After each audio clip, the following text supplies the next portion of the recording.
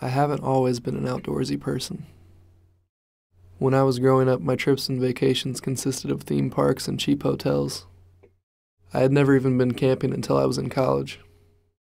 Sophomore year, I went to the rock wall with my best friend Patrick, who is now my roommate, and our friend Chris. It became an instant addiction for Pat and Chris. I took much slower to it, however. Going to the gym to climb on pieces of plastic just didn't excite me that much. I would go every once in a while. I looked at it more as a workout rather than something I did for the joy of doing it. But that spring break, everything changed. I went on my first outdoor climbing trip to the Red River Gorge in eastern Kentucky. I realized that rock climbing was so much more than just an activity. It was a way of life, a culture, a language. That trip opened my life to a new world, the world of rock climbing. In no time at all, that lifestyle, that culture, that language had become my own.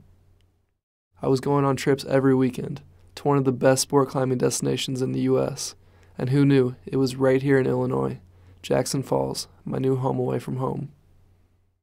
I joined the climbing club, and I was making new friends every day, lifelong friends that shared my newfound love for the outdoors and for climbing. I was speaking the language, crimper, sloper,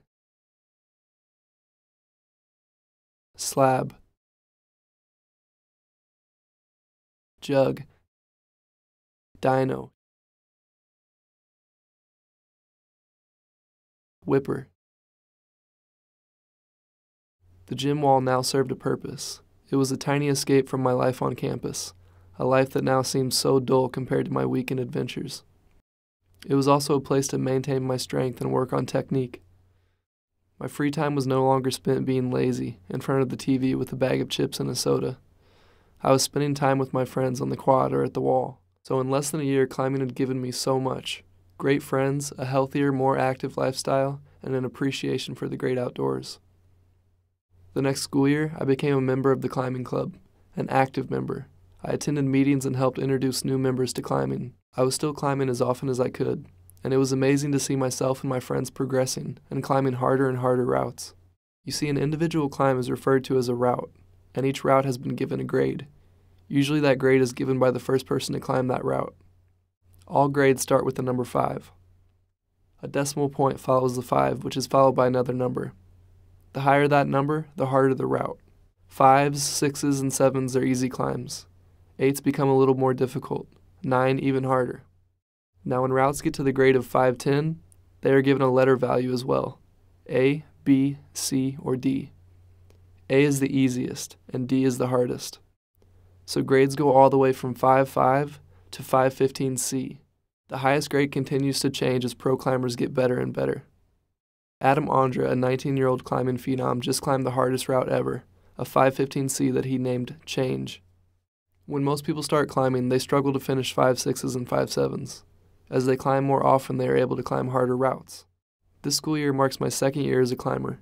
I put a lot of time and effort into climbing, so it makes me proud to say that I am one of the strongest climbers in the club. A few weeks ago, I went to Jackson Falls for a weekend climbing trip. The weather looked great, and I was going with some of my closest friends. But this weekend was different than most. I had a goal. I was ready to test my abilities as a climber. My goal for that weekend was to send a 512A. To send a route means to climb it all the way through without falling. And I knew the perfect route. Hidden treasure. A route with slopey jugs that lead to a very technical crimpy traverse section and finish with an awkward top out. Here goes nothing. Some things change, and some things are changing. I don't mind, 'cause I know what I'm facing, and I have time to get to the cornerstone. Oh Lord, 'cause I was lost and I did what I had to, yet I changed when I have to, and I'm bringing it back to. I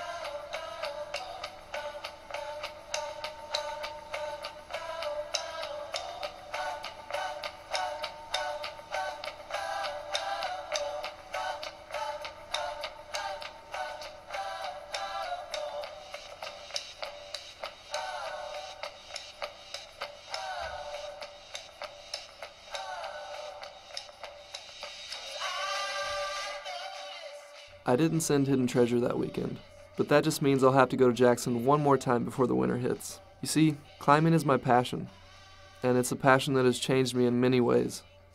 I'm a stronger, more dedicated, more precise person, and I'm healthier, both body and mind. For the first time in a long time, I have a plan. I have goals and aspirations. All this has happened because I found something that matters to me, and I gave myself to it wholly. So I challenge you to follow your passions as well, and see where they take you. All right, take it. Make sure off.